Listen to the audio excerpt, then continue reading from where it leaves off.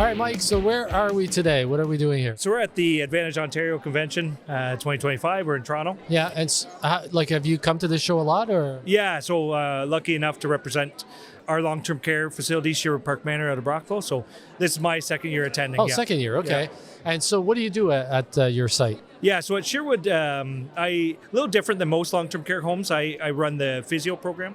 We actually have a full-time physio program 7 days a week. Oh, wow. And really we practice that physical exercise and healthy living into daily care rather than a specialized service. Okay. And so how, do you have a space where you do this? How big is the space there? Yeah, so right now we're cooped up in a little spot.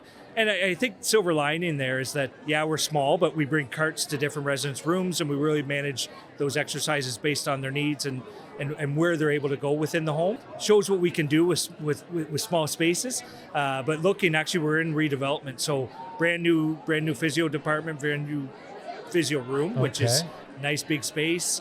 A lot of new tools and gadgets. Oh, wow. Yeah. And so what are some of the benefits of what you do that the residents can benefit from when they go through, your program? Like, how did they all go through it, or what did they? Yeah, so great question, Dan. So actually it used to be we would assess based, like when anytime a resident comes in, we would assess their needs for physio, and some would be deemed appropriate or not. And I've kind of thrown that book out. Everybody that comes in now receives some sort of service, cognitive deficit or intellectual disability. I'm able to provide that physio approach to lots of different demands and lots of different needs. A big thing we see in long-term care in our industry is falls, and for a long time that's been negative. Falls are bad. I like to look at it from a positive approach. So falls tell me a lot about an individual, but the more individuals we have up movement is key. The event that a fall may happen is still likely to be there. So that just tells me areas I need to work on: balance, mobility, that fear of falling as well, and getting people almost to the point of falling so that when they're in a busy situation, like in the dining room or in resident lounge areas, they can manage that fall. Right. Yeah. Okay. And so what kind of exercises did they do? And did they do that on their own afterwards? Do you give them a program? So both, we, again, breaking that stigma from long-term care, we do have a lot of individuals that are in that senior population, but we do have some in an earlier population. They do exercises on their own independently. Okay. We run exercise classes daily at 9 o'clock. So it normally runs from 9 to 10 in the morning, and it's a little bit of a social club.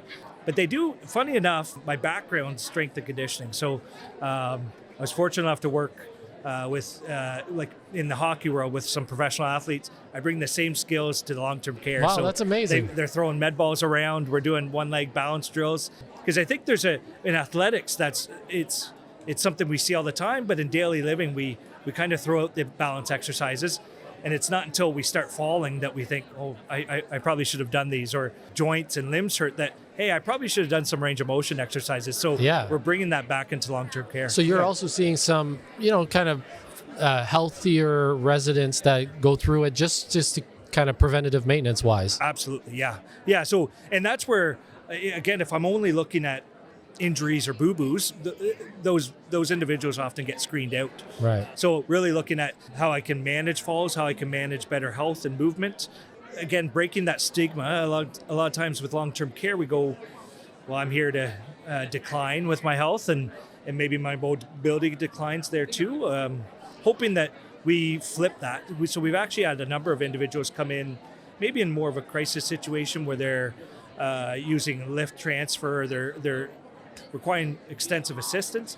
Now they walk independently. So we flipped the script on that. Wow, that's nice. Amazing. That's amazing. Does every home have a department like yours? So unfortunately not. We've been pretty creative in our funding and how we've structured that at Sherwood. Unfortunately, physios are hard to come by, and a lot of times it has been a contract service. So if physios are in the area, they work at multiple different spots, which is fantastic. But the troubling part is that lacks consistency. So having a full-time program in Sherwood, and we're housed there, and that's kind of where we can sink our feet in. We see these residents daily. Right. The consistency is key. Yeah, exactly. You get to know them and what their 100%. pain points are and so on. Well, it's great talking to you. Awesome topic. Appreciate you talking to us. Hey, thanks so much, Dan. Appreciate it. Take care.